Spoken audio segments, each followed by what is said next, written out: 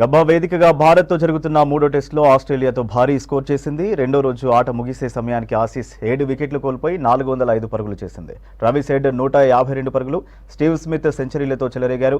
ప్రస్తుతం క్రీజ్లో Alex Carey, Mitchell Starc ఉన్నారు.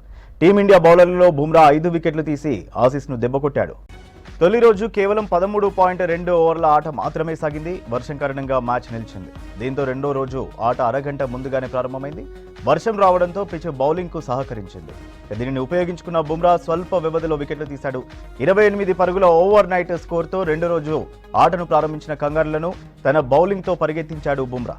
ఓపెనర్లు నాథన్ మెక్స్వీని 9 పరుగులు, ఉస్మాన్ ఖవాజా 21 రన్స్కే కట్టడి చేశాడు.